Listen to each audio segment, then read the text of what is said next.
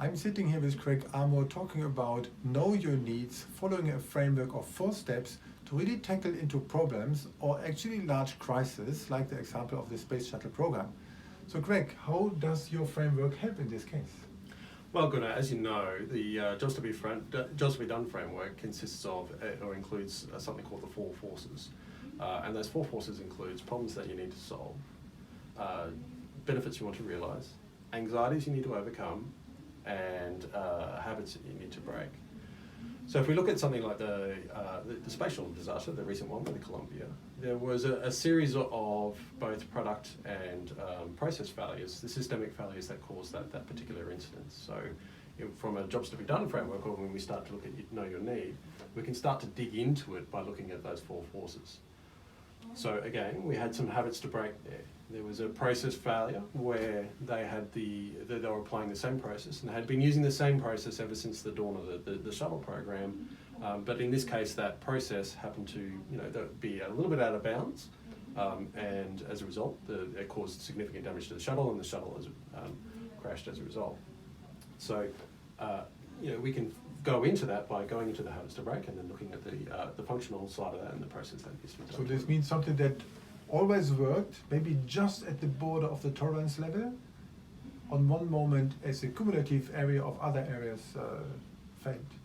Yeah, so in this example, they had become complacent because it was the same process, it had worked every single time, and as a result of the disaster, they can look into it and go, actually, that process we need to change. So then it starts to dig into the problems to solve, and again, we're going to look into the functional side, and we have a process that, in this case, the outcome of that process wasn't entirely always known, right? So they now know that they have a process. If we stick to that theme, the benefit to realise is what they want to achieve is a higher quality outcome to that process. So again, there's sort of digging into that piece, and the anxiety that they need to overcome is around the safety of the people and their equipment inside it.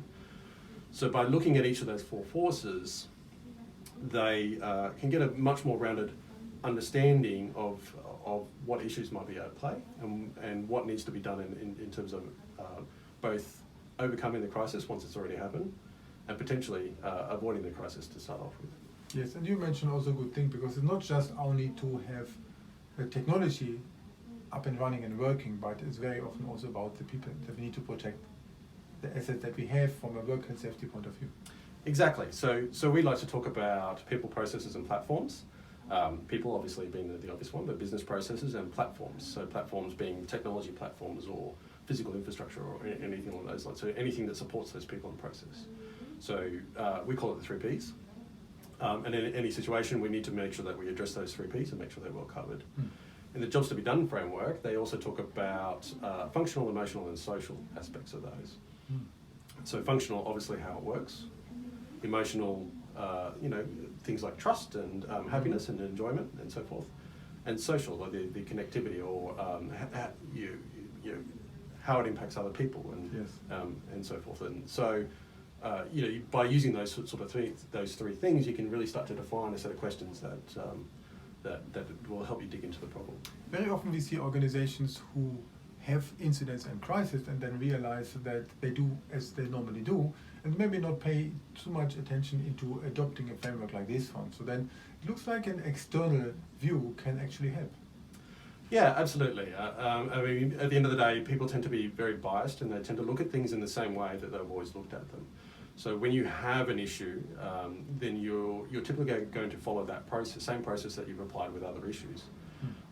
If you're having repeated issues, then it's clear that your process to address those issues or even prevent them isn't working as it should be. So in that case, it makes sense to have somebody come in with a different view and a different eye set, because they won't be necessarily biased in the same way to see that problem in exactly the same way that you have been seeing it. It could even compare how to solve this solution with other clients who already have been solved. Yeah, so I mean that's that experience, and so it's that diversity of view. It's always good to have a diversity of view when you're looking at a particular problem, especially if it's been a recurring problem for you. Thank you, Craig. That's good to know the need and go through the Job to be Done framework. Thank you. Thanks for the time.